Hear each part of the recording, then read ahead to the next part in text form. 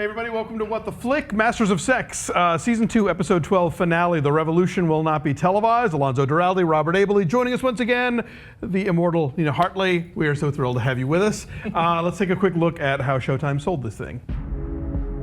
Sex is as basic as breathing. A relationship with no sex, your entire being will eventually rebel. You do not want to live without this. I'm not sure why I let it happen. What if you did it because you wanted me? I love you both so much. Virginia, stop defending the indefensible. Somebody has massively up. You're not really worried about the kids, Jen. It's that study that you're worried about. I never meant to hurt Virginia. So now there are season finales where you get the feeling of, okay, just in case we're canceled, we're going to wrap it all up. And this very much felt like, join us next season when we're going to resolve all these plot strains. Absolutely. No, it felt like just another episode, which I kind of liked about it. I mean, like sometimes you get these season finales that really are building up to some major thing. And this did build up to a major emotional thing with her kids. That was clearly the big emotional part of this episode, but it really worked. And that was all you needed to know, that you want to see what happens next. And I liked how it handled the kids thing, because Virginia is clearly conflicted. She knows she's supposed to want to be with her kids, but this study is, you know, I'm the daughter of a working mother, and I didn't see my mom a lot because she worked long hours at a job she really liked. And it showed her actually being, I don't know if that part's real, but it showed her being quite noble. She did a noble thing for ignoble reason. So yes, I will let my husband have the kids until we're done here, and they'll get them back, and then of course she doesn't. It is a permanent switch, I think. And then by the end of this episode, she is clearly back on track, because now she can spend 6 days a week on her study and not worry about she's being a bad mother. Well, yeah, I mean, the way she pitches it to the kids, it's kind of like, oh, wait, that actually makes sense. Because you really aren't home until 11 and they're in bed. So, yeah, why not make this? Even if the husband was super shitty in how he made it happen and sort of threatening to kind of, you know, denounce her in open court by her association with this, you know, perverse, you know, thing that was going on, which I'm sure is probably a tactic that continues to be used. But on the other hand, for the kids' sake, they are kind of getting the better deal now, I think. Yeah, it's just that, you know, she's been, you know, Virginia lives by this idea that everything's going to work out because she's doing what she was meant to do professionally, and that's going to work everything out in her life. And this is the episode where she finds out that no, there are these things that happen in life, like you not being around for your kids and having a husband who all of a sudden wants to be around the kids, that will screw you over. For women, you can't. It wasn't possible for them to have everything. Certainly for a woman who is in her position, I think, like, if she were working for an archaeologist or something working long hours, then that threat of, you know, we're going to talk about this in open court, wouldn't be as big a deal. Because it's sexual and because it's... When that threat came up in the episode, you just thought, oh, that's right. This is what she's been. If she'd been working long hours for an archaeologist, that still would have been brought out in open court. But the ad thing had the salaciousness of the type of work. She's still being a quote-unquote bad mother. She's working till 10 o'clock every night. Her kids don't see her. She gives them breakfast, then rushes them out, and she comes in there asleep. So that is actually bad mothering, and that would have stood up in open court no matter what her job was. But the job would have given her no leg stand on at all. There's no extra. And the affair, support. It just would have all. So for her sake, again, we don't know if it really happened this way, but good for her for thinking about the kids. And she took the body blow, and she realized, oh my gosh, I gave away my kids. I think she'll get over it. Yeah, well, because I think ultimately you realize, well, the choice was either agree to this new setup, or they could have taken them away entirely based on all this stuff. And exposed her, and humiliated. Right, and futz with the study and, you know, all that other stuff, so sure. But then she did think that the CBS, you know, the fact that she thought the CBS thing was going to help her, and then you find out that he sabotaged it. That was quite a reveal. That was quite the reveal. To have those two season 1 characters pop up in the last 10 minutes, like, whoa, hey, they're still around. When you saw Boper just pop up, were you thinking, like, is he going to hit on him? I thought it was another one of his dreams. It was because they segue into the dream so smoothly. I thought that Bo showing up was a dream. It's like, oh, he did it for him. I'm surprised that after what Masters did to the Beau Bridges character, that he would help him out like that. But going back to that moment that Virginia has, I mean, Lizzie Kaplan just so completely nailed. I mean, it's like you thought of all the things that were going when she had her meltdown. I mean, she was thinking not only like losing her kids, CBS things not airing, and then she finds out that this guy that she was with is involved in the other study. That's the reason for. I mean, she just thought everything's falling apart for me right now. It's like she did that amazingly. You know, no, everything falling apart. It's all my fault. That's essential narcissism, because she is at some point, both of them. This is why their future marriage is not going to work. But they're both narcissists, and it is all about them, and they are the center of the entire universe. But I love that you can see the beginning of sensate focus. They discovered sensate focus in this episode, which is actually for whatever limitations and heteronormativity the study reinforces. Masters and Johnson, besides making it a scientific study, sensate focus is so important in sex therapy and intimacy training that yay them. and did they actually sort of first discover that, or they're the ones who they didn't call it sensate focus yet in the episode. We could see that so much pressure on men's genitals to do all the work. Of course, it's any emotional, because men are emotional creatures. Newsflash. And they're and unlike vaginas, which, you know, my worst day at work is acting and lube, and my partner's worst day at work is public humiliation and failure. So to take that to human men, to normal men, a lot of pressure is on the penis to perform. It's where you're supposed to get all of your pleasure and where you're supposed to give all of your pleasure. It's a lot of pressure on something that actually is attached to emotions. So by figuring out, let's just not even think about that and think about all the rest of your body. It works. It works really well, because eventually, because nerves are attached and the brain's attached to nerves, eventually the genitals go, oh, actually, now that I don't have to show up, it's like part of this. Yeah, exactly. And so that's really important. And I love the couple, the Lester and. Let's talk about Lester and Barbara. Yeah. I know. Well, because now the one thing that again, the things that are said in this show are said in the context of the period and aren't necessarily, we're not meant to take them to the bank. I know, like I listen to Dan Savage's podcast. I know there are asexuals in the world. There are people who have perfectly happy and long-term relationships that don't involve sexuality. So as we know it. As we know it, as far as we know, as they're being described to us. So does what Bill says about it's impossible to have this, to go on and not have sexual sex in it, is that one of those things that is something that they thought then that we don't think now, or is it still something that maybe we think now? I think he's thinking that because he gets to enjoy a sexual relationship with somebody. I think it's a narcissistic thing at that point. No, I think it's back to the heteronormativity thing. It's like, of course, relationships equal sex. If you're in love, you must have sex, and so you will not be happy. It's like, as opposed to that is bad doctoring. Bill's a little clunky in the interpersonal department, as opposed to now we would know. Now we would ask the patient.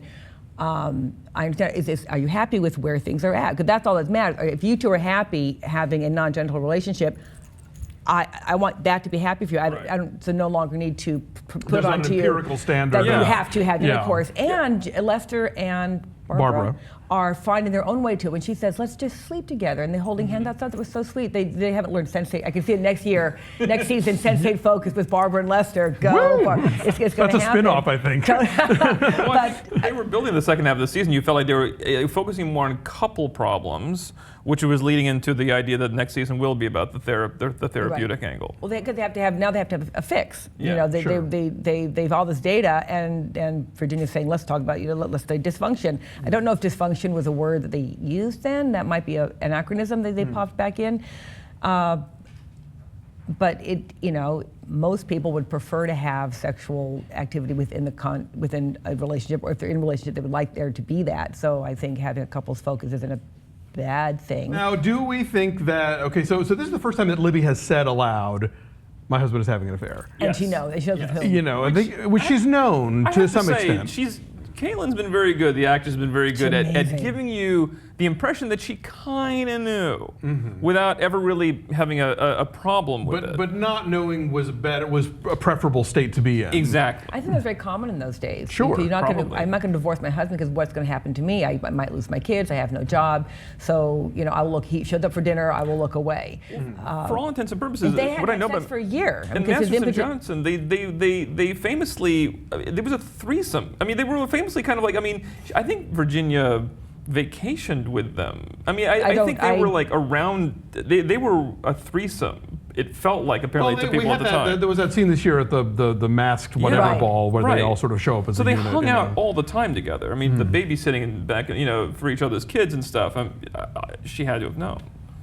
There's having to know and knowing. There is plausible deniability, and then inescapable. But after the first time with Robert, she realized she had not been, and having been in a bad marriage where I too did not have sex for over a year with my intimate partner, the floodgates that get opened when you are in a sexless and loveless and intimacy-less marriage, when that energy comes at you somewhere else, you just hold your nose and jive in the deep end. And so we don't know if Robert's a transitional object or it's actually real, but you were young men once, when you really are in the high state of need for touch, you go after pretty strongly. Sure. And so go Libby. And the show's kind of implying that this is her first orgasm, right? Because whenever they show, maybe I'm wrong, maybe I missed one in there, but certainly whenever they show mutually passionate intimacy. Right, because whenever they show Bill and her having sex, like four babies. He's not bringing any of his Virginia knowledge to it. It's just like. No. But that doesn't mean that she didn't early on, like in there, have an orgasm. It's been a long. It's since you don't need orgasms to live. I can imagine Libby not having had orgasm for 5 or more years because she's had so little sexual interaction, and we have not seen her masturbating, or she's just realizing, wait a minute, I'm missing out on something. Wait a minute. Well, this episode, I think it was the first time we see her the actress's breasts, right? And we see her masturbating. That's I'm assuming in the scene where she leaves the shower on. Yeah, and she's thinking about the encounter with Robert. So she. Well, they had sex last episode. Right, yes. But in this episode, we see her thinking back on it and kind of. Right. So in between these two episodes, we're sort of seeing her kind of coming into her own as a sexual being, which as Bill's wife, she was not. It was the one thing I had a problem going back to the previous episode on this one, but I did have a problem with the way they filmed the sex scene between them. I thought it felt very late night cable. I thought like if this is going to be like an eye-opening sexual experience for her, it should have I don't want to say rougher quality, but it really should have like been more like it felt like something different than the way they'd filmed all the other sex scenes that they've been filming. I don't agree. It felt very presentational to me and very kind of, I disagree, if only because, as we talked about last week, the sight of a tender sex scene between a black man and a white woman happens so rarely in American pop culture that not tenders. I'm talking about like it just the flush of something didn't feel. It just felt very presentational, and two actors, being, Really, so you thought it was like rote? Yeah, well, not just kind of like just felt like a very kind of studied late night cable sex scene you'd get from something. I thought it didn't go. I thought it played down the sex part of it more and played up more the faces kissing, the hands holding, the hands touching the back. You saw very little thrusting action. It didn't feel loose. I guess, and if something is that. It would just feel more spontaneous and have more of an energy to it that was just missing, I thought. I disagree because of the time and the racial aspect and what else. Yes, the lust and the need and the loneliness is coming forward, and pressing down on it is still race and class and previous experience. I thought that they went pretty far, considering she went from 0 to 60 pretty okay. And with the cop and the neighbor outside, they can't exactly like make crazy noises. No, it's just more things like directing it, just like the slow pan in that you find the bodies, and then I don't know. I kind of felt like it was underscoring the sensuality of it, which I think was what Ginny was, Libby was feeling. It was all about touch me here, touch me. Like it was like her erogenous zones were exploding in a way they hadn't before. I got that part. It was the directing of it. Okay, well, fair enough. Let's talk about Metrical and Austin. I kind of like the storyline, and you understand why people might not like it, but I find it's a welcome kind of like comic relief. I mean, it really is. Because on the one hand, she is sexually harassing him at work, but then when he finds out that she's this, heiress and well connected, he gets more interested. At which point she's like, "Yeah, no, you're not cool enough. I can't you're bring not smart enough. I can't bring you home. I cannot bring you home because you aren't smart enough for my family. You're my bimbo. You're my It's a gender reversal sketch that you could could almost see like being done in a sketch comedy series, but it just works here because it's so funny. I mean, and we it's wait so well long, acted. so we see her as brassy. She's clearly a businesswoman on her own. She has issues with her figure that she has, and only now we're finding out after the whole season that she is smart. She's not just brassy and ballsy. She is smart and educated and comes from, that's where she gets her confidence from. And I love, NATO, good or bad. I know, that's like, it's just priceless. Are you saying I'm not smart? I'm a doctor. I know, that's such a great moment. I hope he gets better at the role playing. Indeed, yeah. No, but I think they pretty much give her everything but a cigar to sort of like delineate who is what here. So yeah, season 2, I think they're really there was maybe one episode that I felt was a little sort of overwritten or on the nose. It was 1 or 2 after the fight episode, but for the most part, I think that this show has just been on it and smart and defying expectation and really being smart about what it's about without thrusting what it's about in your face in a really obvious way. I think I know characters talk to each other in ways that remind me of great theater, and I just that when you get that from a TV show, I'm very happy. No, and I've been Lizzie Kaplan's a revelation. I've never heard of her before this series, and Michael Sheen, I want to say Michael Sheen is really like being able to take you to the absolute darkest parts of this character, but pull back just enough so that you still think the guy is human. Right.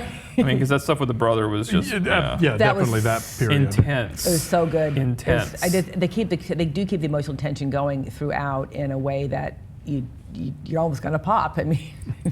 And while the show's never going to be Mad Men necessarily in terms of the writing or the period detail, I do like the how history is affecting these characters. Yes. The Betty's arc as becoming a self-realized woman. Mad Men likes to be oblique every once in a while and kind of take roundabout ways to do things and be more self-consciously arty. And I like that Masters of Sex isn't self-consciously arty. It is just a direct emotional series about characters that you find interesting.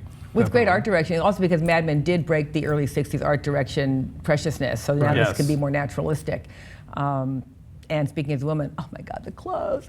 I love it. And believe me, the fetish possibilities of 50s and early 60s underwear for women is just. Her underwear's changing. I know her underwear's changing. The bullet bra. She wasn't wearing those earlier.